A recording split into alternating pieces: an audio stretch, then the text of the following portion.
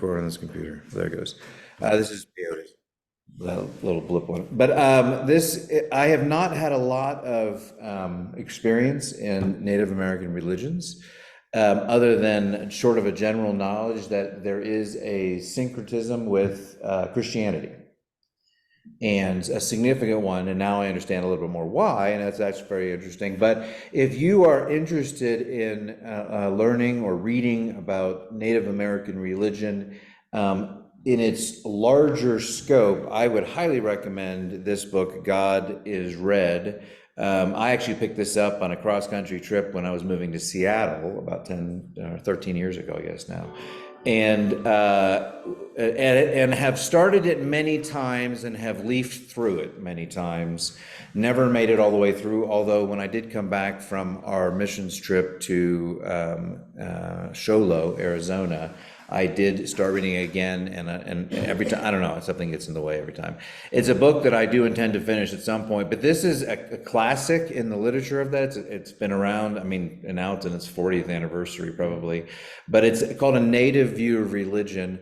And even that is considered a challenge for many, because like Hinduism, like other religions that are sort of indigenous, there is an array of belief. And we're going to look at that in two phases, and I'll try to distinguish where it is, because they one overlaps the other. But the first phase of that is sort of indigenous religion or tribal religion, and it probably is closest to animism, which for those of you who were around, I think when Larry Dinkins was here, he mentioned that we should do animism, and I knew that that factored into that. So it really doesn't, it's a pretty small, it's a pretty primitive construct, and I don't see that in a pejorative way, other than the fact that it is just early on in the time period of early sort of religious pursuits.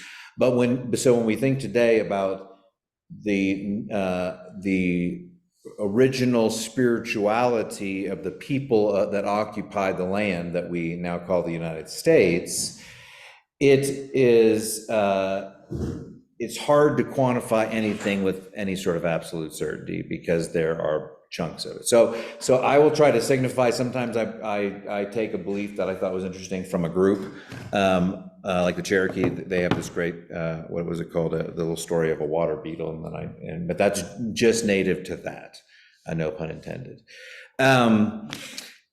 But then we'll look at Peyotism, which is considered the official religion, or the official, if you could call one or the collective religion of Native Americans, and they actually signify themselves not as Peyotist or something like that, obviously, because it incurs a lot of jokes. Every time I've said we're going to look at peyotism, someone made a joke to me about ingesting peyote or something about a cactus.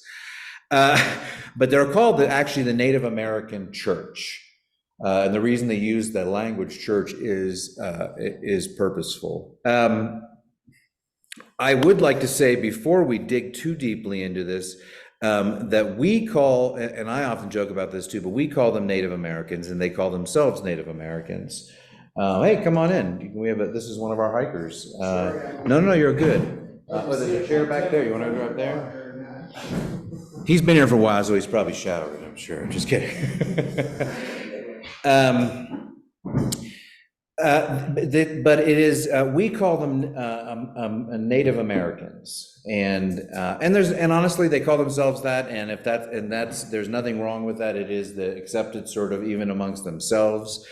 In Canada, they call them First Nations, which is a term that you may hear me say. And technically, I learned today that the First Nations is only for smaller indigenous, Canada calls them First Nations for smaller indigenous groups of people or tribes of people that were not Inuits or medics. And that means that there were already two established groups, and First Nations is a way to identify that they were kind of here first, and that they were developed and organized nations within the context of where they sit in culture. There's a great, I should have I should have queued it up and played it for you. There's a great Eddie Izzard bit that has been put to Lego, stop action. And it's about the idea of the first white settlers coming and saying, "We've reached India, and look, it's Indians." And they said, "We're not Indians." And they said, "Yes, we set west, across the Atlantic to go find some Indians, and we found you. You're the Indians." And they're like, "No, no, no, we're not Indians." They're like, "You're Indians." And it goes back to that whole notion of colonization, European culture dominating and defining for the same reason. And obviously that brings us challenges, and I'm not going to go down that path. But I think it's always, in the case of when we encounter those Native Americans or American Indians, that I think is the best thing to do is ask them, but what is the preferred, because it is so diverse, depending on where you're at. Some find it offensive, some don't. When we were down in Show Low, I said, "What do you prefer?" And they said, "American Indians, fine." And so I said, "Okay, that sounds good." I have not, I have had almost more extensive experience working. The Show Low was not my first time on a reservation. And my actually first experience was sort of surreal in the fact that when, I think it was in probably 2000, or no, 1990, yeah, around maybe 2000, 99, 2000, I took a missions team from Presbyterian Church in Chicago to Red Lake, Minnesota, I think it was called. And we were there for a missions trip with an organization called YouthWorks. And while we were there, they just happened to be having a powwow, which is probably their most celebrated, their most festive sort of inter tribal expressions. And it was really amazing because we got there to serve the community. And they had a huge teepee in the center, and they had fire and they had drums. And at some point, as we had been serving there, that we actually got to go around this ceremonial circle and dance with them, and it was a welcome to us. Now, what's interesting about the story, other than just the nature, I mean, honestly, it was amazing. I didn't eat any peyote that night unless they snuck some in the mashed potatoes. I'm just kidding. But it felt spiritual, it felt holy, and they were welcoming us, they were showing their appreciation for us, so we got the dancer. But what's interesting is that when I went to Show Low 2 years ago, the missions trip here was, I actually met one of the workers at the school that we work with. She was there as a child at that same powwow, because I told her my only experience was at Red Lake, and she's like, "When was that?" And I said to her, and she's, "Oh, I was this age." And they traveled from down in Arizona all the way up to Red Lake, Minnesota, to participate in this powwow. And it was just and then it was, that was one of those cool tingly feeling moments of like, wow, the world is small. Today, they have Peyotism, or the Native American Church, has been officially established, depending on who you talk to, but largely agreed upon 1918. So it really is only about 100, not even, a little over 100 years old. Today, there are about 250,000 who participate in it.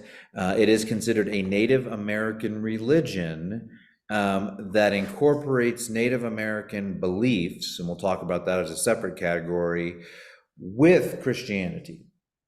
And this is what I mean by we have to talk about some earlier belief systems, which kind of are like a cosmology. I don't think they would call it a philosophy, because the same level of intellectualism is not there that was present in some of the Iranian, Persian, Indian subcontinent sort of religions. There was a sense of systematization of that, whereas I think this is a far more, and this would go back to the animism sort of thing. But after the 19th century, it involves significant aspects of Christianity, to the extent that the only sacred text that they have that they agree upon that are actually written text is the Bible. So, and they believe in Jesus, but not in the same way we do, but they do believe, they have a concept of Jesus and who he was. And then the last key component to this is peyote,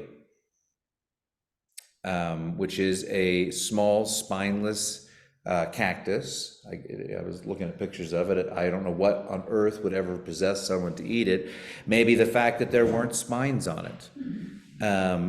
Sometimes things that have detouring type features to them. That's why hedgehogs have a great life, because no one wants they're the most, or porcupines, they're undesirable to attack. But in case you don't know, peyote is considered an ethnogenes plant, cacti, that has psychoactive substances, and for Peyotism, for the purposes of spiritual development and sacred uses. And I say that because I think in a culture, and so particularly in a state, and we're in a day and age, one time marijuana was pretty taboo. Now in day and age, I mean, it's in Gunnison, it's everywhere. And so it's sort of commonplace. It still has taboo around it, but but the idea of something that they have to define between medical and recreational, there is no division amongst that with peyote in terms of a psychedelic substance in the Native American church. It is 100% considered sacred, and actually the use of it in any recreational way is highly taboo. And they also do use marijuana in their sacred rituals, but more for daily rituals. I remember when I was up in Red Lake walking in, I worked in a medical facility, and we were repairing something there, and every day we walked by the sacred ceremonial room, and it's just sort of wafted under the doors. So we were all, we joked, breathe heavily, breathe deep as you walk by. But no, and marijuana doesn't have the same, THC does not carry the same psychoactive qualities. So that is meant to, but their relationship with drugs in general, or what we would call drugs, are very, it's not seen as a negative thing when used appropriately. And because marijuana and peyote are both considered natural substances, in many ways, far more natural than beer or, wine or many of the other things, pharmaceuticals. So it has both of those substances have a central place. And in fact, there was all sorts of, and I would say probably a fourth of if you type in anything about peyotism, so much of what comes up are legal things about the battle with the US government so that they understood that these are not recreational things, these are ceremonial things. And they date back far, far beyond our own understanding and our own even presence in this land. The biggest thing about peyote is that it's said to achieve the effect of an ego dissolution in psychological terms. And that means is a complete loss of the subjective self-identity, or your egoless. And it's meant to put you in a place that kind of like you're hovering above yourself and viewing yourself. And I didn't put down that the purposes of it are for, what did I say? For spiritual, where was it? Peyote. First, I don't know where it was. Spiritual development. Did I say the spiritual formation and spiritual development and sacred uses? And I thought that was, as someone who traffics in the world of Christian formation, my field is how we develop as Christians, from young people to old people. How does that process work? What are the different stages of life that you understand things differently? So I thought that was very interesting, because they don't see it as a negative, either for children or pregnant women as well, and it is used in measures. But again, they're using it in measure, they're using it in the context of a ceremony, it's not done regularly, and they see it as a way of viewing the world in a different light in order to have spiritual revelation. And in some resources I saw that it said that what they believe Jesus was for white people, which shows you their contextualization, because Jesus was Jewish, but it was with the same equivalent, or what Jesus was for the European culture is what peyote is for Native American culture, that it actually is that savior figure, almost. And I say that because I can't necessarily qualify it exactly, but it does form almost this central piece of revelation that exists there. And because they have a sense of animism in their cosmology, and by animism, and I'll talk about that a little bit more in a second, is the idea that everything is sacred. Everything has a spiritual essence. And I don't know if that pertains to the natural world versus like creative world, but that rock over there has and can embody a spiritual essence. And this is about the relationship that they have with the world. And from what you know about Native American religion, that probably resonates, that sense of oneness with the world or oneness with nature. Jason, Yeah. I thought the peyote was only on the western side of the United States.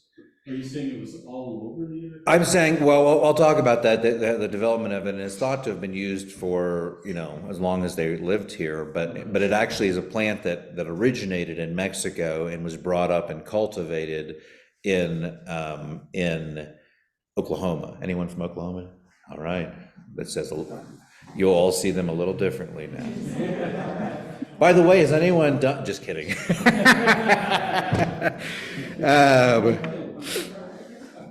It is the Native American Church, or Peyotism, as a official religion, is the most widespread indigenous religion in the continental United States. And I guess not that, was the contiguous United States, because not Alaska, not Hawaii, there are other expressions there. And there's a lot of overlap with Mexico, and I think because in our U.S. Western minds, we see a dividing line between Mexico and the U.S. We think, oh, they're totally different. But the indigenous people who were here are very much similar, and there's a blend that goes along all the way down through Central America. Today, Peyotism, and whenever I say that, I mean that official religion that started in 1918. Is considered a monotheistic religion, meaning they believe in one creator God that they call the Great Spirit. Now, saying that, they have a very diverse cosmology when it comes to the spirit world. And we'll talk about that in a little bit. So although they believe there is one creator God and a lesser evil created force of evil against that God, or that seeks to sow chaos in the world, which is very similar to other religions, that sense of who God is still stands as being, there is one source.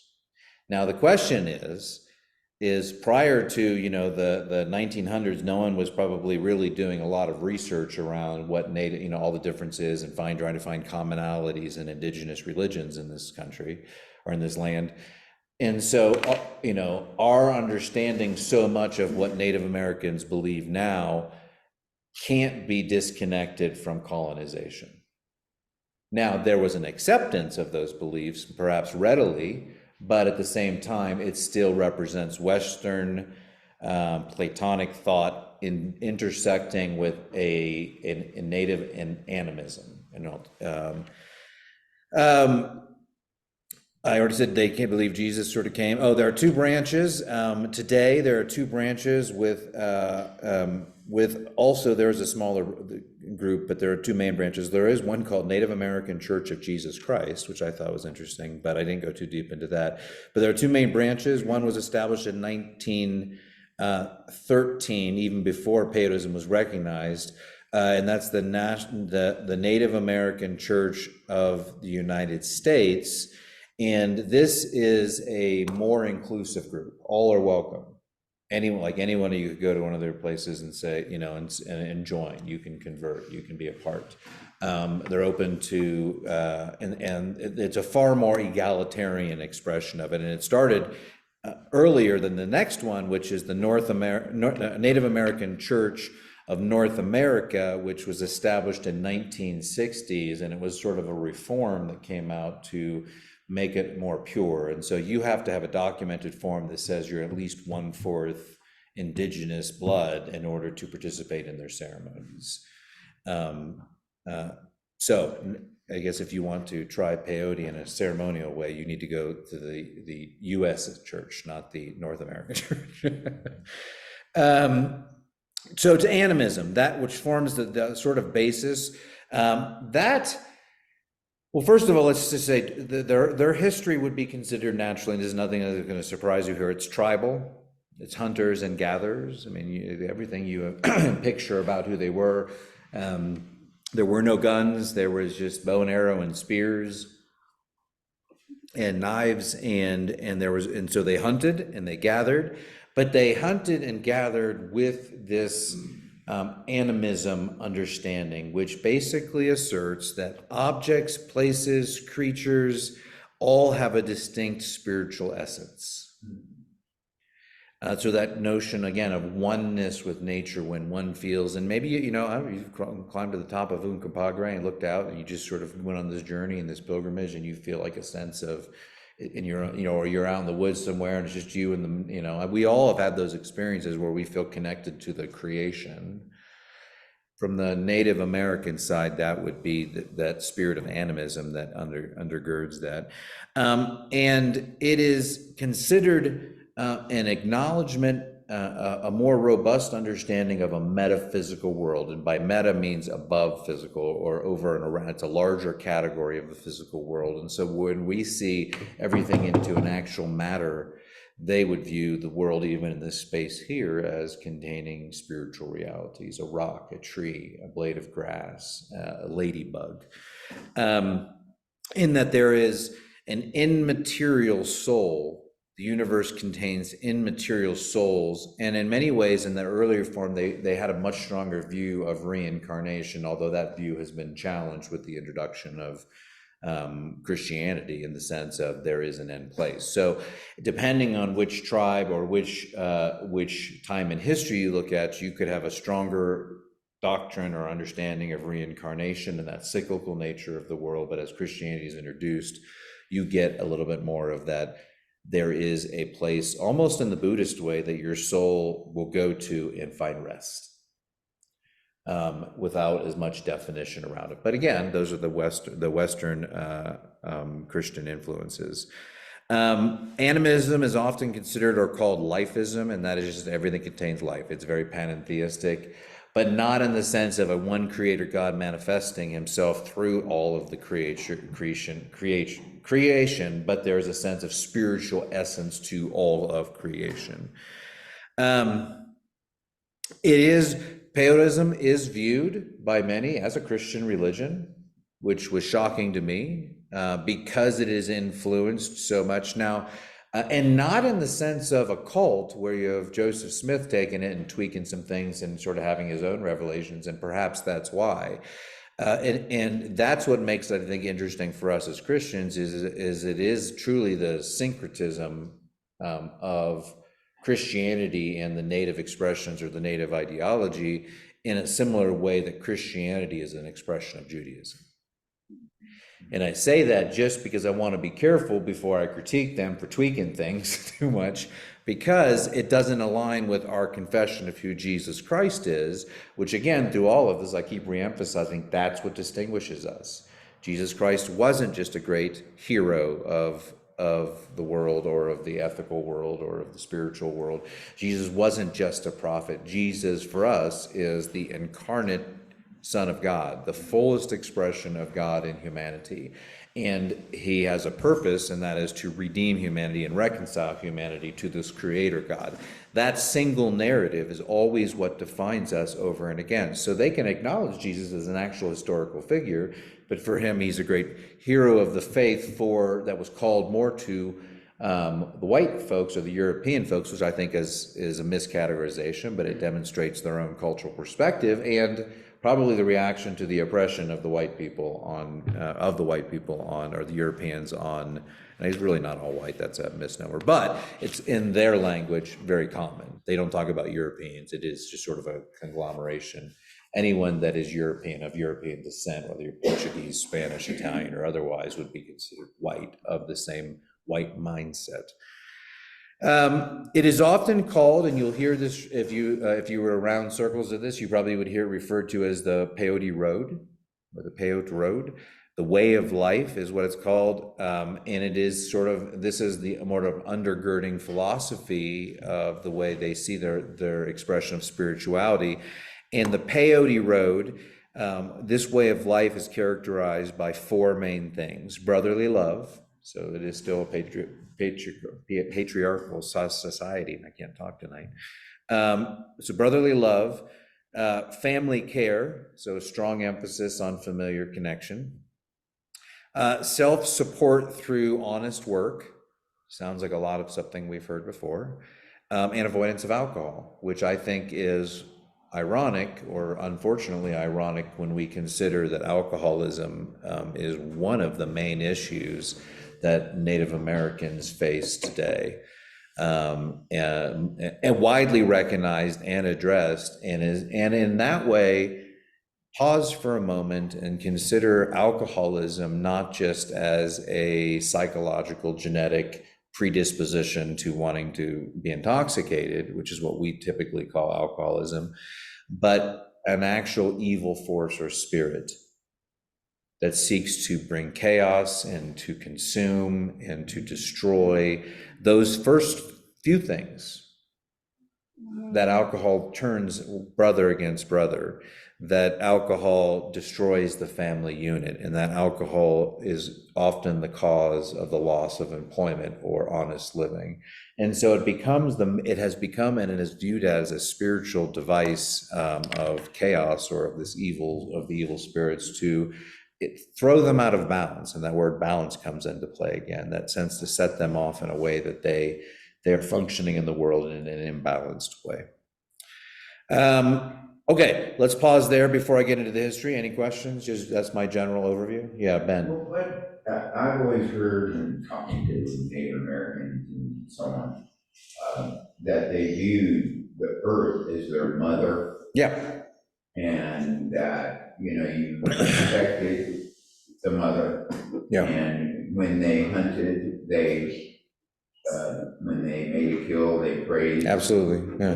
the animal for giving their life Yeah. to them and all that. Yeah, no, and that's the animism part. Okay. And I think, speaking of the deer, don't get my ear. But that's the animism part, and it is, and that goes back, and you got to wonder, because I mean, you look over to the Indian and Asian cultures, and more emphasized than the West, but in Indian Asian cultures, that we saw that there was such a strong respect for no harm to animals, and to care for the earth, and digging out worms, and not wanting to wash your mouth, brush your teeth for fear of harming the microorganisms. And I often view the world in a Pangea sort of way, like everything fit together, how they take they take North and South America and they show. I'm down with that. I mean, it kind of fits up. I mean, it's like a sloppy puzzle, but it's a good theory. But that sense of care for the earth stems from that North American side in particular, where we are, and when you put the Asian side and you connect that still exists. And you got to wonder, what about, and this is the way religions are passed from one to the next, that sense of care, where that stopped in Western culture.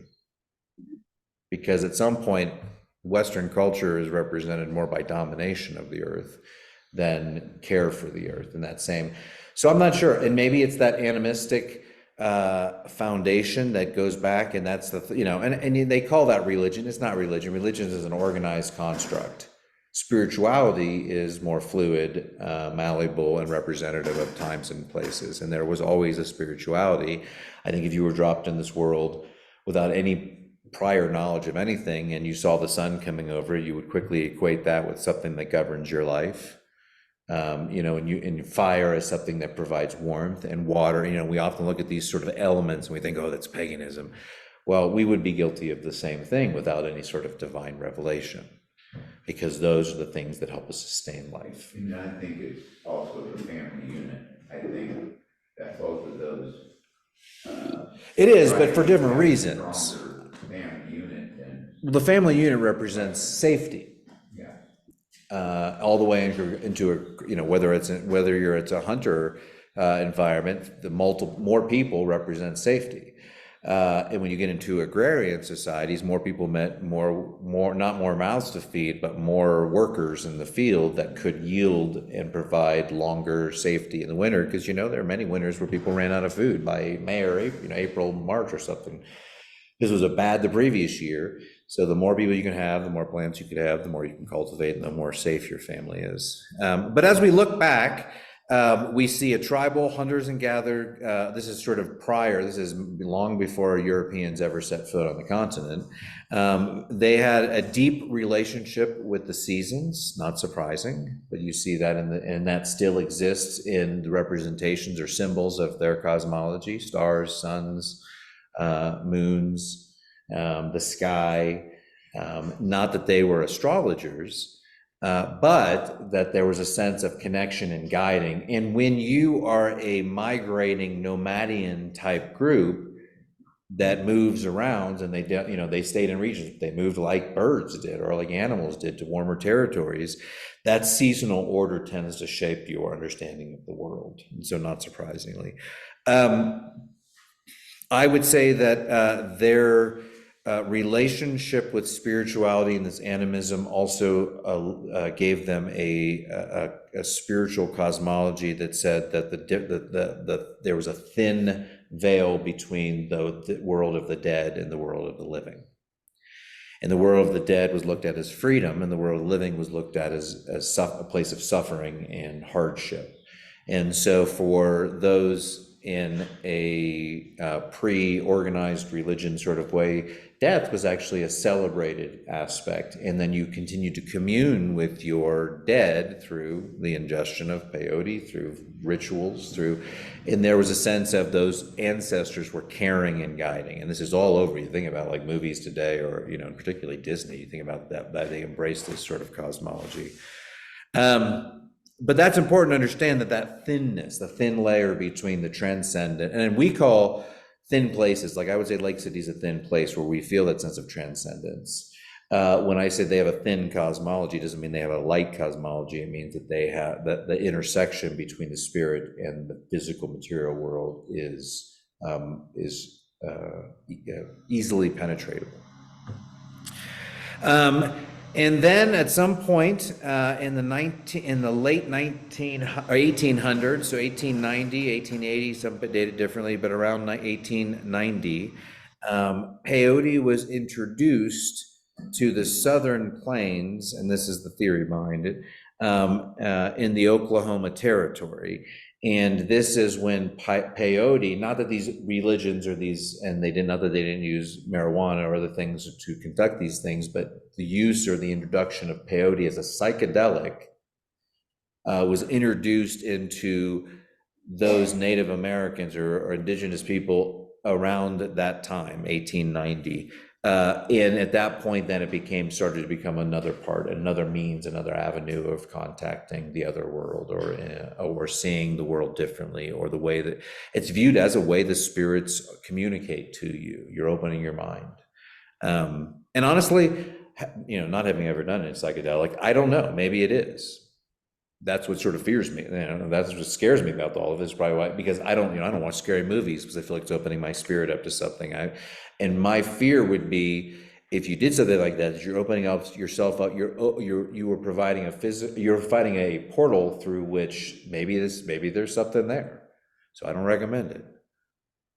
Jason? Yeah. Within the tribal structure, they always portray, at least in the movies, that's I can take that recollection, that the medicine man is equated to a religious type person, because they always talk about spirit and these driving away spirits and all that. Is that how that really worked, from what you understand? Who was the tribal? Well, there was shamanism, the idea that there is a shaman or a spirit, like a sort of a spirit, someone who is highly in touch or almost transcended himself with the spirit world, would be leading in that. Interestingly enough, powwow, where did I write that? Powwow originally, the term powwow was the term used to describe medicines that people brought, like a medicine man, they brought, and so powwow was like, oh, this medicine, and so what they do is these medicine folks would travel, and peyote would be a part of that often, but they would come and people would gather around, and then they would give them these things, and then there would be dancing and fire and rituals, and eventually the term powwow, that is now a festival of gathering of multiple tribes, originated as a medicine gathering where you would come for healing, like a healing ceremony almost. You know, and so you would trade for medicines, and this is where, and so the dancing and all that. So yes, in many ways, I mean, I'll just jump ahead. Sacred, the idea of a sacred space or a sacred moment in time is incredibly a strong part of their culture. And you have a teepee, and there are ceremonies done in the teepee, and we'll talk about that in a little bit, how those look. But then, you know, the idea was that there would be a priest, and what do they call them? Oh, and it would require a sacred priest who they would call the road man. This goes back to the peyote road, or the way. You know, they're the guide.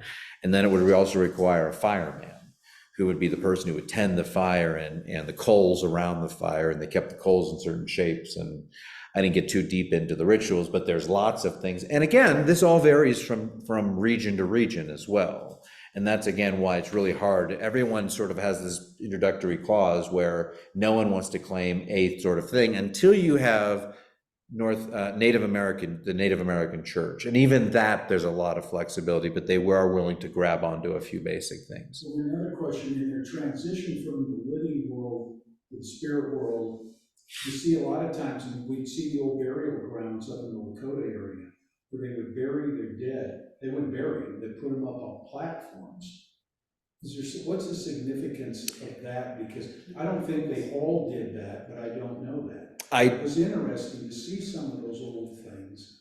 If you travel on the plains and you're on those reservations. I don't know, but we saw that in Zoroastrianism, where they put them on top of towers so that because they didn't want anything separating them, and they thought that your material world, your material body would be returned to the you know, and then your bones would eventually bleach white and disintegrate over time, and so I don't know. I didn't look that deep into, other than the fact that in terms of death is considered a release, the end of suffering, and the transition to the spirit world for those who believe it's more of in a heaven. Now, for others, there's a belief that your soul is constantly reincarnated in some form or another. So depending on what expression of Native American faith you have. So yeah, Ben. Yeah, a Native American told me, now whether it was just a story or it was true, is that they are up there and they are available to eagles and carrying bird feeders, and that then gives them the wings to get into the spirit world, rather than being buried under the dirt. So, yeah, I mean, that's what he said. I think it's a good story. There's a complex view of the way different animals are, you know, like wolves are looked at as brothers, and eagles are looked at as a symbol of freedom. And obviously those come from you know, the pack tribe of the wolves, and the freedom of an eagle soaring. Yeah, Jim. So you have the Cheyenne, you have Cherokee. Do they all these different tribes have the same belief that you mentioned, the four things? That's no, that is, those four beliefs come out of the religion of Peyotism. Okay. And different tribes ascribe to that.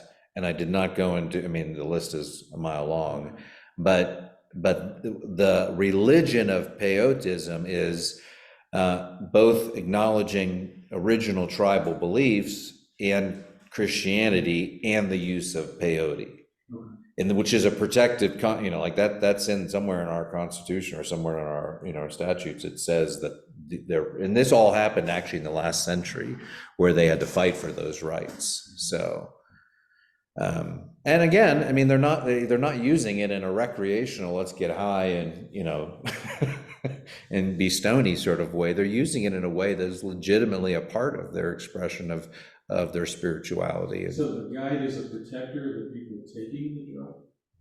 The guide is probably there just to guide the whole ceremony, and there's a lot of singing and dancing, and those are led, and someone is there as sort of a shaman type figure, because shamanism is a foundation of Native American religions, or one of the foundations of it. Then it ties into, I mean, and you have the re-emphasis of that when Christianity comes along too, with the notion of a priest or a pastor or something. In the whole sort of, you have polytheism in the sense of multiple deities.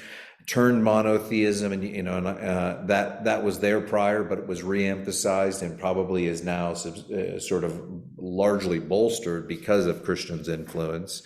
You have animism, you have shamanism, and what was the other one? Oh, Henoism, which is what is it? That there are multiple gods, but there is one major God. It's kind of like Yahwehism in the sense of the acknowledgement that other gods, but just in the language or terms of Native Americans. As a religion, the Native American Church, or Peyotism, that actually sort of developed around a character by the name of, around the same time, but his name was Quanah Parker of the Comanche Nation. Does that ring a bell? Interestingly enough, I didn't know this at all, but he is actually biracial.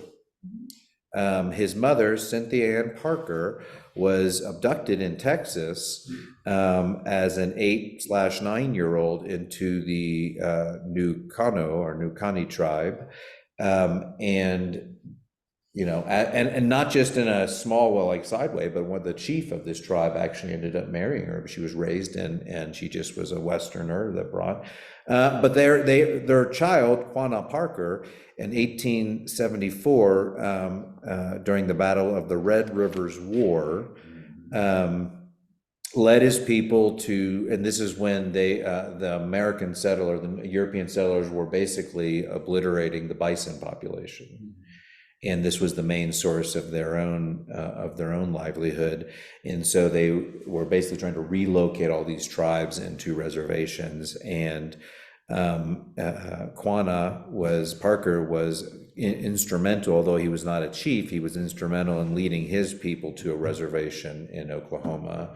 Also around the time, again, this is in 1874, and in 1890, you have peyote introduced to the Oklahoma Territory. So there's a convergence of the use of peyote involved in peyotism or in Native American church because of the timing, how this all, but he encouraged, probably because he had a European mother and a Native American father, but he encouraged the syncretism of Christianity with Native thoughts. And so he is credited in large part with that integration of Christianity into this.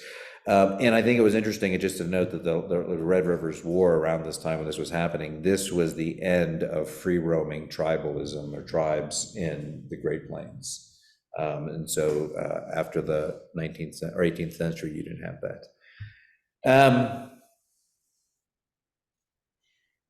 What else on this side? Nothing. Okay, some main concepts that, what time are we at? Oh, we're good. There's some main concepts to consider. They don't have a sacred text, I said, other than the Bible, although they do consider the earth and the heavens as the first sacred texts. And that shows you a little bit about their animism, that sense of the way they view the earth. This is a text. This is the revelation of the Creator God, and the heavens are also when you say text, I think of written. Yeah, it's written down, and I don't recall there was a lot of language that was written by various different tribes. no, which is why the closest thing they had to a text was. And I think in the same way we say text, and what we really, and when we say that as Westerners, what we mean are the actual letters that form words that we can read and decipher. But we've talked a little bit about this before. A letter and a word and a sentence structure all participate in a framework of symbolism. There's nothing about a T that is inherently T, represented T, or even the concept of T. And if you start thinking about it, you'll find yourself spiraling out of what does T mean? But a letter itself is just a symbol. So in the same way we would read a text and say, this is a T, this is an H, this is an E, this means an article, blah, blah, blah. They would say, look at this tree. This is a symbol of something that is communicated, something that is experienced, something that is representative. It was also oral. It was mostly oral. It was mostly oral. And I didn't read about literacy, but I would have to imagine that when we look back at a lot of Native American artwork or things that were tracked down, it was more pictorial than it was character-based. Yeah. There were, what they call the 5 civilized tribes in the southeast part of the United States in the early 1800s. And they did have written language, they had their own newspaper, they had their own villages. Well, and that probably comes with the introduction of Westerners and the concept of education, and that in the same way, you know, the British and others went to Australia and gathered the indigenous people there. There was an aspect, and we always in the Western have always had this idea of faith-seeking understanding, and so not faith-seeking, seeking an understanding or literature or education is a key to progress, and so naturally, rather than to obliterate, there was an attempt to educate, for better or for worse. They do have, like, you know, if you type in what are the main doctrinal beliefs of, you know, I was having trouble sort of finding just sort of a summary of what their belief system contains, and largely because it reflects a lot of Christianity. So prior to that, it's balance of nature, it's harmony with nature, it's, there's a lot of, where it would be everything is connected, one nature. I mean, that idea, harmony with, there were 4, I did find 4 emphases: harmony with nature, endurance of suffering, respect towards others, and that humans are essentially good. Those were sort of basic, sort of foundational beliefs, which may or may not, I would say at the time that Christians came over or Europeans came over, they weren't celebrating the goodness of humanity, and just the opposite. There was almost more of a puritanical, you know, the flesh is bad, humans are sinful beings, we have disciplines and rigor to overcome those things for the sake of God's glory. So my guess is some of that sort of idea that innate goodness exists in all, I mean, actually that is in humanity, the soul is humans are essentially or basically good, is a part of their anthropology. So the doctrine of sin, probably an earlier thought, was not necessarily there, and then you probably get a little bit more of a blending of that. They ascribe to things like the 10 Commandments and the Golden Rule and scriptural texts that elevate, or that call upon humanity to rise above themselves and consider others before themselves. They do have the language of church or congregation over tribe, and that's not, the tribes are the larger things, but congregations are smaller, and that's an expression, and that's obviously the influence of Western thought. They don't celebrate the Eucharist, or many don't, and that's because peyote is considered the sort of sacrament. And when you think about it, I mean, we say the Eucharist is our sacrament. There's, like from the very serious transubstantiation of Catholicism, even to the memorialism we find in some denominations, in every spectrum in between.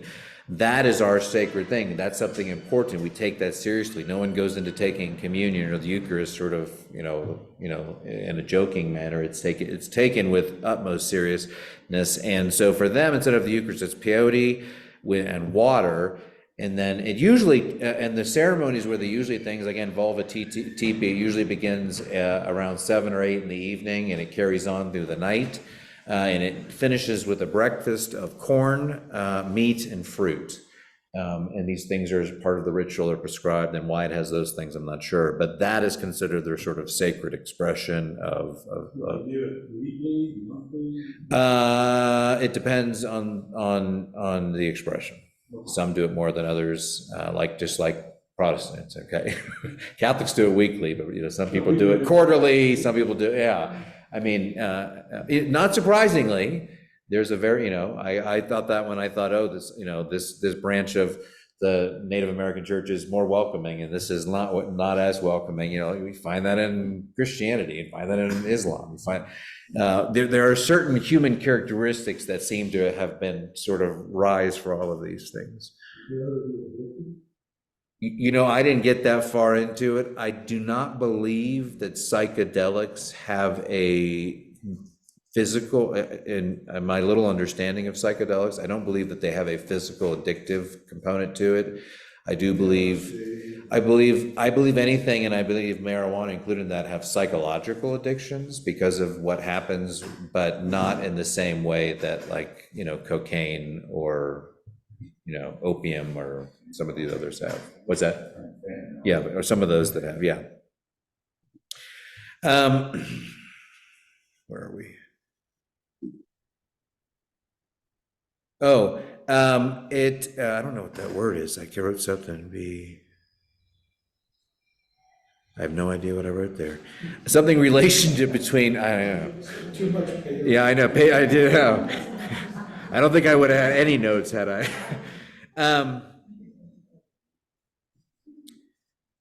What is that word? Be loved, behaved? I don't know.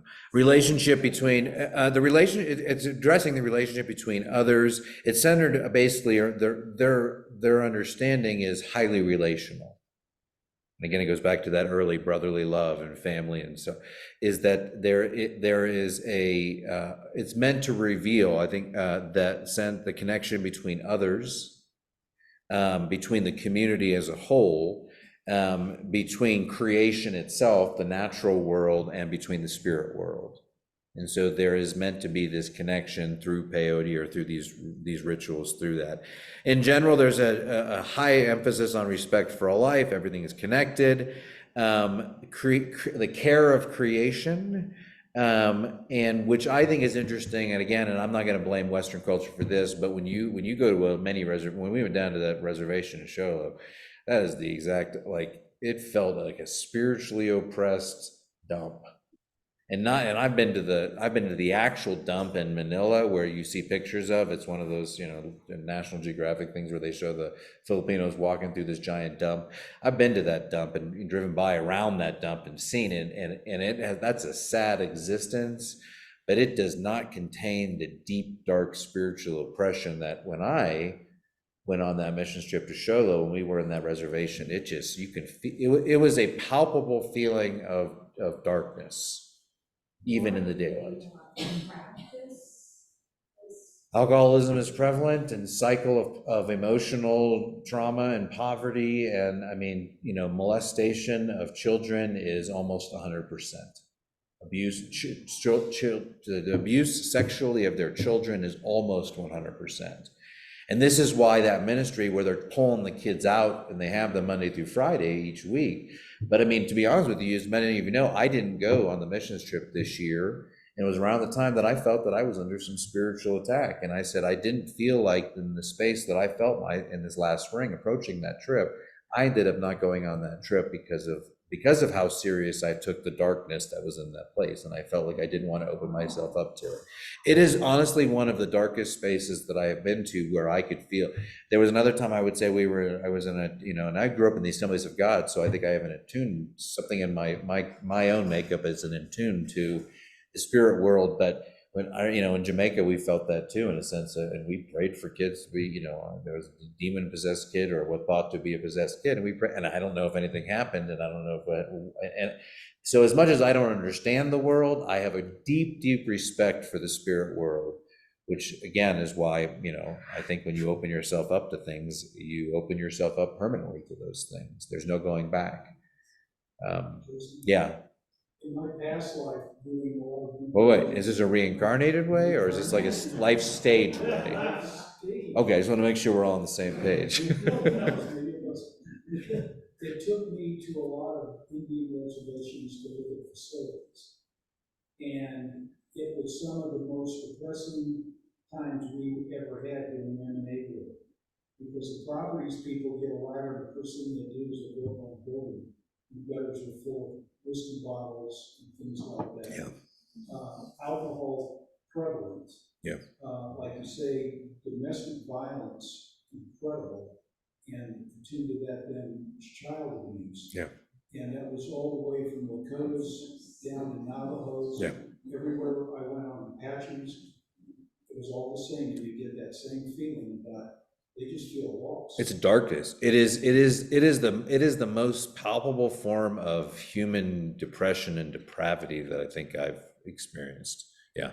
Hasn't it been shown that their, susceptibility to alcohol, just in their. Oh, yeah, it's higher. Yeah, yeah. Genetically higher. Yeah, it's just, they're so susceptible, it doesn't take much to become addicted. And then the prevalence of fetal alcohol syndrome. Oh, absolutely. The is- cycle. And on those reservations, there's, unemployment is like. And again, that goes back to that sense of the church. You say, well, why would one of your main tenets of your road to your way of life, brotherly love, family care, obviously there's a failure of that in some of these depressed situations, but self-support through work, that's not like, that was present in some of the smaller Indian-based religions. We saw that in a sense of supporting the community, but I think that the avoidance of alcohol and that self-support through work are more emblematic of how all of this has played out. Perhaps, I mean, it's only a century old, so they're looking at a historic One of the cycle. things, though, that didn't come back, look at the gambling casinos. being Yes. on Indian reservations. And I wouldn't say a lot, but we saw young men and women, mostly young men, get sent off to school and come back with business degrees to take over the casinos from the white guy, because they're going, we're going to exact our. Maybe perhaps now, but actually that's a very controversial issue even among their communities, because honestly, it's kind of a form of, you think, oh, this is good, they can, but the money never makes it to the community. For the same reason, like I said, the same reason communism, theoretically, in a original form, is actually care for the whole community. But when you get corrupt people running it, then you get a two-tiered system, and communism takes a different form, which is an aristocracy controlling everyone else in the same. It's a feudal system reincarnated, essentially. Even the feudal system has some overlay of, you think of Downton Abbey. The whole point of the role of those, the aristocracy in Downton Abbey were to care for those in the village and the surrounding territories, and that was their domain, and they ran it like a kingdom. So I think that you have that sense of abuse anywhere you go and whatever. I mean, why do we have how many billion, Mark Zuckerbergs and Elon Musks who we get our internet from? Well, from the Marble Falls, where I was before, we went on a lot of missions to Appalachia. And that's a similar thing, with a lot of alcohol and a lot of terrible. Alcohol is the source of many evils, although money is the root, but according to the scriptures. But that, I mean, intoxication, lack of control. I mean, these are taboos in any religion. Now, interestingly enough, in American Christianity, we've made alcohol kind of a hipster thing, and it's like, if you're a Christian and can drink, you're. But in most world religions, alcoholism or drinking alcohol is more. I would say it is more it's more verboten than it is encouraged, in a similar way than we're finding in the U.S. now. So the darkness must come on historically. They must be really confused because, we introduced the alcohol to them, as we were trying to give them Christianity, we were also practicing genocide on them. Yeah. So they must really be confused, and it's just come to all these generations ahead. It is, and I think that they're amazing. Well, I think if I were to say, like, amazingly, despite the colonization, despite all of that, that there is obviously a reception to Christianity. And I don't know, and this is one of the best examples of syncretism that we've seen, in the sense of taking the animism, the shamanism, all the other isms that sort of characterized early Native American religion or spirituality, and then you get that overlay of Christianity, but there's an acceptance of that narrative, and actually then folklore and mythology developed around the sort of narratives, to the point that even the creator, we'll get to that in a second, I'll come back to that, but their notions of creator God are far varied and interesting too. I kind of like them.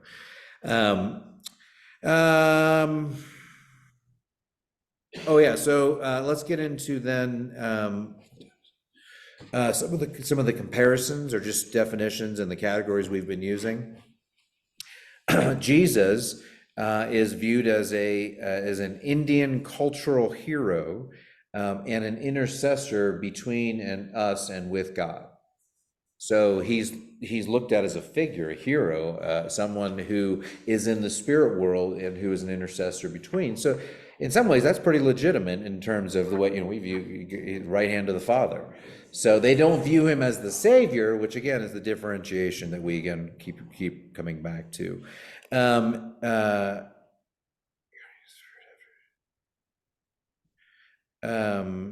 Intercessor to God, guardian spirit after. And Jesus is looked at as a guardian spirit after death. No. Oh no, that's what it was. I'm messing that up. There's a view, and I can't say this is encompassing for all of them, but there was a view that after Jesus, they said after the whites killed Jesus, Jesus came to the Native Americans as a guiding or a guardian spirit. So they believe that the spirit of this person, Jesus, that we call the incarnate Son of God, is now operating in their earlier thinking or their earlier understanding as being a spirit that would be a guiding or guarding spirit. Again, you could say the Holy Spirit. I mean, that's what the Holy Spirit does. They don't believe in the Trinity, and the notion of that, again, because they don't believe Jesus was God, the creator God, in union with the creator God. And the Great Spirit, God is more of understood as a spirit anyways, so there isn't a distinction between the Spirit, Holy Spirit, and this sort of creator figure, Yahweh. There's this Great Spirit, which is God, and that's true monotheism. I've often said we call ourselves monotheists, but we're not. We're actually, the fact that we believe in three persons puts us tinkering into the polytheistic category, although the expression is one essence and we try to reconcile it. But I think it's a little bit of delusion, personally. They believe in the creator narrative, that creation, that material phenomena has agency. So that trees, that birds, that water, that even in some sense, there was some place I read that even words can carry spirits, or concepts can carry spirits. They have a strong notion of creation, and actually the Cherokee one was the one that stood out to me, although I read a number of them. They have this idea that there was this, I don't know where the beetle came from, but a beetle was basically skirting around on water and got tired and needed a place to rest, but couldn't couldn't breathe water, needed the oxygen. So it went down and brought up land, soft earth, and then this soft earth grew into land, and then it sort of follows the narrative of a little bit more of our own creation narrative of then animals slowly came to populate, birds, and so it develops from there. So there are lots of views. I mean, some call the basic earth or the original God Anguta, and said that original bound of earth that we would say God separated the water from the land. They call that Turtle Island. I don't know, because it came up like a turtle. So it's there's some charm there. In terms of humanity, they see there's no categorical distinction between the spirit and the material world. I thought this was really interesting. We say there's the spirit world, that which we cannot see, and there's the physical world, that which we can see in an empirical, phenomenal way. We experience it, we touch it, we smell it, we breathe it, you hear it. This is our experience with matter in the material world.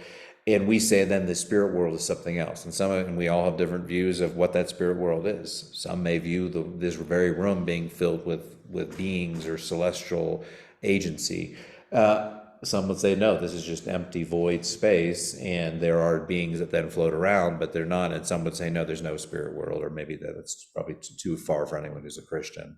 I think if a Christian says they don't believe in any spirit world, then they need to go back and read the Bible a little more, because yeah.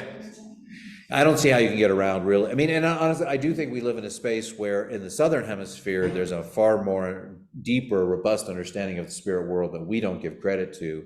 And I think that there are dominions that tend to control our world in the Western sphere. And as much as alcoholism may control Native American communities, things like greed, and wealth and pride and power, control. When you're talking about Native Americans before Christianity and that kind of stuff, they didn't have to live in the desert. They didn't support any agricultural or animal or food sources. They were free to roam Yes. wherever they could go. And my experience with, particularly, we worked on building a bunch of churches in Arizona and on nations. Yeah. That the poverty was so deep and so entrenched, and the lack of that positive feeling, I can work to get out of it. They don't have that. That they have that. Yeah. That was not their original state. No, well, that represents what you're saying. I mean, when you said the deserts, you're right. Because no nomadian tribe would ever go to the desert because they would spend one season there and be like, this isn't really working, this ground doesn't seem to be doing what we want it to. Let's find a more fertile place, a more sustainable place. And when you think about that in particular, I don't know if you've ever seen any of the stories around like the origin or the beginning of Las Vegas. It was the idea of building something in the middle of nowhere, in the middle of the desert. There was no water source. Like, how do you do that? That, I think, is more of a Western ideal of conquering. We can create life in an area where there's no life, whereas in a Native American, it would have been like, there's no life here. There's barely, animal life here. This is not where we're meant to be. Let's go to place. And then when the seasons or the time changes, you move to where you can continue to stay. What Europeans would have done, they had to haul every drop of water they drew. That's what they had to do. Yeah, I mean, I'm sure they did at first until, and then again, and I'm not arguing against European culture, because I think the world we live in now with all of its benefit comes from the rise of elitism in European dominated cultures. But the fact of the matter is, the reason we can broadcast this to Pat and Denny right now are because of, technological advances that have happened. So there, with every advancement comes challenge and comes ills. They view the soul. So again, going back to, it's sometimes hard because we differentiate between the spirit world and the material world. That's one world. There's no dualism. The universe, it's all one. And that's not something we do. We differentiate not only between the spirit world and the material world that we live in, we also have a dualism that differentiates between heaven, hell, and earth. And whether we like to admit it or not, whether we actually think it is actually in the center of the core of the earth, which I don't, if you ask someone rationally, do you think hell is in the core of the earth? You'd be like, no, not really. But we have this understanding in our minds. God's in the heavens, in the clouds, hell, Satan's in the center of the earth, and where it's hot and the lava is all intense, and that's where Satan likes to hang out. And we live in this sort of middle world. And that's a part of our mythology intersecting with actual cosmology of the way you view the world. But they see the soul as capable of transformation. And so shape-shifting, this goes back to some early thing, this is a part of it. The soul then can shift and morph and embody. And so again, it's one world. You have to understand that it's not going from one world to the next, that thinness, it's just, it's almost existence of the same. I said death is considered, I didn't say this, death and disease are considered an imbalance of the individual. And I would say, going back to what you're saying at living in the desert, that would be, you're living in the desert and trying to sustain that. And honestly, when you think about it, that goes to the land that they were often given is this crappy land that they can't find balance. It's literally impossible to find a balance between nature and themselves, because the ecology doesn't allow that to exist. But that death and disease are not sin, but they are considered from a lesser deity that seeks to bring chaos and destruction to the world, but that ultimately the reason we suffer disease and hardship and suffering and death are because we find ourselves out of balance, which, we don't talk, it's interestingly enough, although Augustine has a doctrine, and so do Aquinas, of the medium or the mean, golden mean, we don't talk about that in modern day Christianity or in modern day Western culture much. Actually, in just the opposite. It's almost like we celebrate the extreme, the X Games, pushing the limits. We celebrate not the sense of balance, not the sense of finding equilibrium in nature, but the sense of the outer edge of that. At the afterlife, when death, some believe in reincarnation. That's prevalent, and it goes back to, again, that's the different tribes. And even in Peyotism, you have a notion of the spirit. And this kind of dabbles into a little bit of I guess there was a number of Indian religions, but I think it was Jainism that said that was, correct me if you remember this being right, then tell me, but I don't remember exactly. One of them said that you kind of cycle until you don't. And I think some of them I think this exists there. Some of that you can reincarnate, and then at some point maybe you don't. But you got to wonder if that sense of you don't eventually, again, comes from the influence of the West. But the soul goes to Awaken, Tanka, and somewhere in the sky, and where you'll be free of pain and suffering. And in that regard, death is looked at as more of a celebration than a loss. And I do want to point out, because we've never talked about this, and maybe next summer we'll tackle some of we'll call them taboo issues in the church. But death in Western culture is feared way more than it is in other cultures. So, a couple examples. Think about how we try to capture, through both cosmetic and through vitamins and through ways of living, we try to sustain youth. The need or the desire to sustain our youthfulness in our Western culture is phenomenal. This is what happens in the day and age, and I can say this, that there's a lot of older women who dress like younger women. Why? Because it's meant to exemplify a spirit of youthfulness. We do whatever we can to sustain, through medical intervention, life, to the detriment and emotional abuse often of families, of keeping a loved one on a machine-sustained life because we can't bear the thought. And this also ties into our fascination with and our need to have resolution of the afterlife, because we have a weak sense of what happens. And this is why in the last century, all the way from the Great Awakening, as we'll discover in a couple weeks, from the Great Awakening all the way up to evangelicalism's prominent place in our culture in the last century in America, in terms of Billy Graham crusades of avoiding death. We want to avoid the anxiety of death and pain and hurt, and we do that through technological means, but it's because we fear death and we mourn the loss of a death. And the way we overcome that, perhaps, is a memorial of life. And we do a memorial service and we say, oh, this is a celebration of life, and that's something legitimate about that. But we view it still as the end of our material existence, perhaps because we place such a strong emphasis in materialism. It's what we, what we take with us, what we have earned, what we have gained, the way we live our lives. And death becomes a loss of the work that we've put into our life and the celebration of our own life here on earth.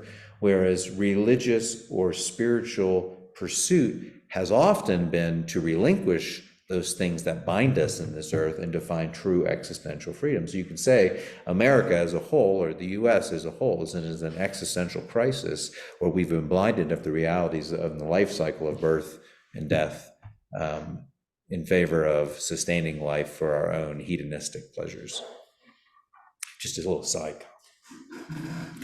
And they believe that's, again, why peyote factors into this sense of celebration, because they view the death of a person is a transition into something else, and that they're still through peyote are still able to communicate with them. This is one of the main ways that they intoxication in this way, in a sacramental way, is one of the main ways they communicate with the dead.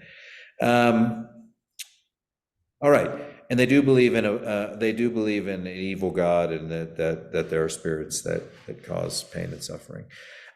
Just on the categories we've looked at over the series, their experiences, they do believe peyote brings visions, and those visions are often viewed as sacred because they're viewed that the divine, the creator, the deities, that those spirit world are communicating with those influenced by peyote, and then what they surface with has an effect or has an impact on the community. It's not to be taken lightly. They have a strong view of prayer and meditation, maybe a Western thing, maybe not. Fasting, I think that's in many religions, there's a sense of denial of self. What else do I have here? I already said that. Time is circular, but some view it still as sort of an ever-present. I mean, they all view it sort of as an ever-present. There is no end. There is no, as in Christian, we have a cosmology or a theology of end times that say God will destroy this earth or consume this earth and recreate a new space or a new place. And whether that's in this solar system or another, we don't know, but we do confess a new heaven and a new earth. And so, and whether that's a new heaven in the sense of where God dwells or just the heaven that we see, that's there. Their sacred words, again, are earth and the heavens, and the Bible being where they primarily view the Bible as a source of ethical teaching. So, which I think is interesting, that they feel like from Western ethics. We often talk about American ethics or Western ethics. And for those who ever say, atheists who say you can somehow divorce Christianity or the Judeo-Christian understanding of ethics from humanity or human expression, that's absurd. It is impossible in the Western mindset to divorce what we understand right and wrong to be from the history of Judeo-Christian development.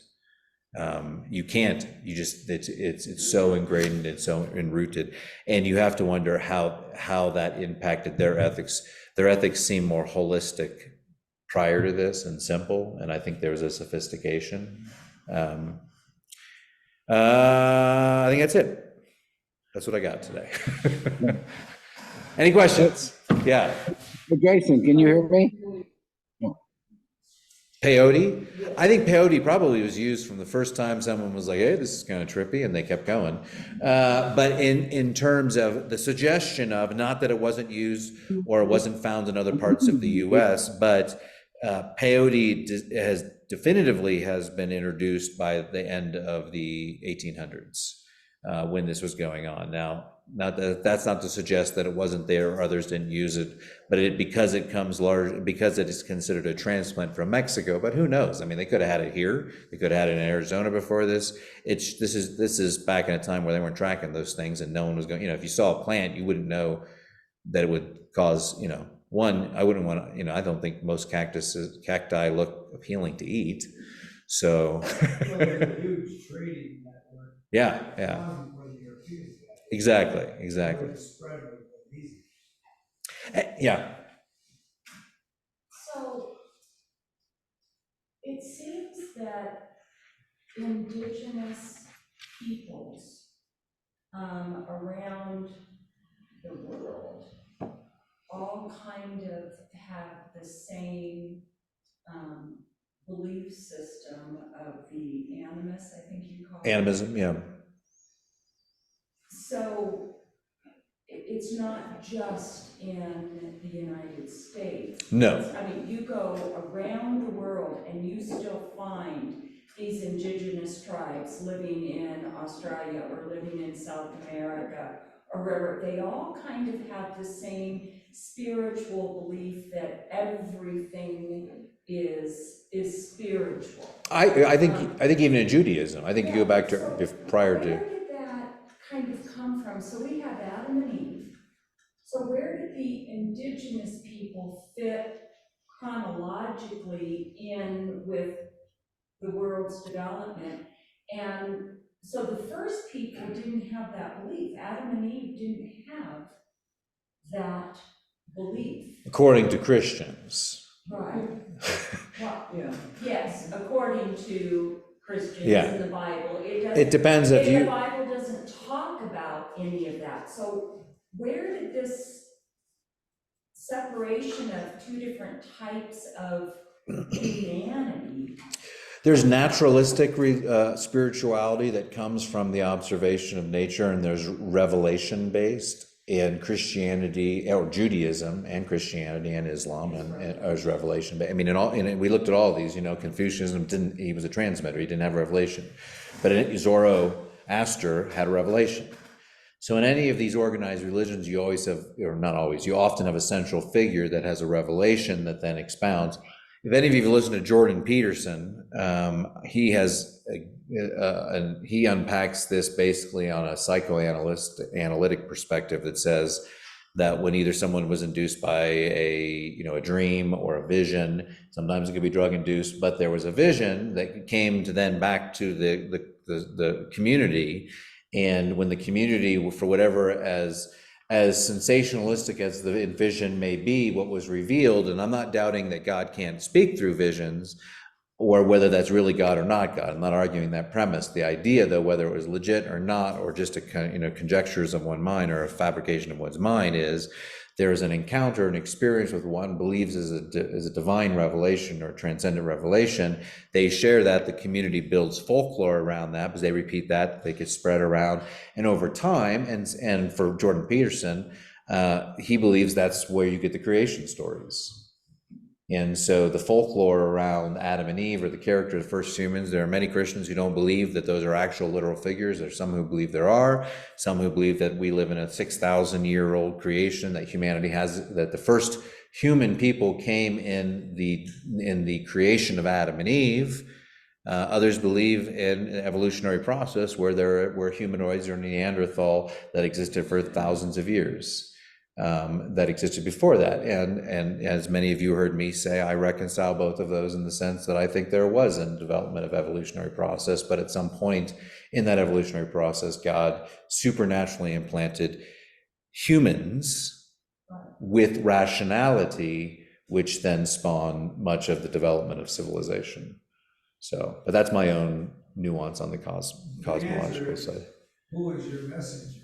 I mean, you can go to. Yeah, I mean, you go to Alaska, and the Glickets have a lot of totems with Lincoln on the top. But I would say that in Peyotism, beyond the revelations that come through Christianity, there is no great single point of revelation. And that's where animism comes into. It's the spiritualizing of all things. So there is no one, and that's not to say that in some versions of Native American Christianity, there is more of that figure, but Jesus then in the same way becomes that hero figure. And actually I dabbled a teeny bit, and I tried to not do it. I thought about including Rastafarianism in this, because it is also another religion that relies on intoxication through marijuana, and also has strong Christian overtones in terms of the savior figure, and is looked at very similarly. Yeah. That was a religion. Rastafarianism? Yeah. Yeah. But you can't be. Jason. I'm just kidding. Can you hear me, Jason? I guess not. At least the planes and for the young men to go on a vision quest. Yeah. And they would go off to the wilderness Yeah. and go and whatever. Yes, But it was they would not eat and drink, that they Yeah. would eventually have visions. Yeah. Did peyote become a kind of shortcut to getting a vision so you didn't have to? I don't know. I mean, it was like, yeah, pack your pocket peyote for the road. I don't know. I mean, marijuana the same way. What's that? It could. I mean, it could have. I mean, and again, we have a taboo around these things that to the extent, but I like to, remember God made this stuff. Now, whether God intended humans to be dabbling with it, I don't know. But these are natural things that exist in our culture that were a part of their relationship, and and they used it in a respectful, balanced way, because they saw it as an ulterior, they saw it as a way to access the spirit world, which is not something you wanted to probably traffic in every day, or you wanted to do without some sense of guidance. And I'd much rather go with peyote than 40 days of fasting in the desert. I mean, you know, and for those of you who have been in the church history series over the past few weeks, I talked about in that period of scholasticism where these, these extreme acts of asceticism and flagellation, those are all things meant to produce vision as well. I mean, you want to talk about the kookiest period of the church. I didn't go down that path too much, but you want to talk about, there are writings that are almost quasi-sexual about union with Christ through asceticism. I mean, it gets kind of weird and trippy, and yeah, flogging and sitting on a pole without, but then that was that immense dualism that said earth material bad, spirit good. We have to suppress and squelch our material, and this goes all the way back, to Paul's writings, interpreted through Augustine, and after the Reformation, you don't see that as much, but you see Puritanism or piety take the place of flagellation and asceticism. So Well, still self-discipline. If we go to Jim's show, he will explain. So, all right. I have here. What is it? Denny has a question or comment. Denny, go for it. Turn your unmute. Can you hear yourself. me? I can hear you. Okay. No, I just wanted to say on a positive note on the Native Americans or those folks, because of their belief in naturalism and everything, they were very conscious of the earth and took care of it much more than their white folks who moved in. I think that they didn't waste things as much as we did, and our influence wasn't very good on. I think they had a much better concept of taking care of the earth than we do. And again, I think that goes back to what you're saying about when you said that living in the desert, I thought, how on earth could they ever find a balance? We've almost cursed them to an imbalanced life because the reservation or the lands that we've given them. I mean, there's a spot in Dakota that we don't like, and in Arizona it's pretty arid, and then we're like, oh wait, until we want to run a pipeline through so we can, don't get me going on that. So. All right, I'm going to stop this unless there's any last questions. You can still ask them. I'm going to stop it.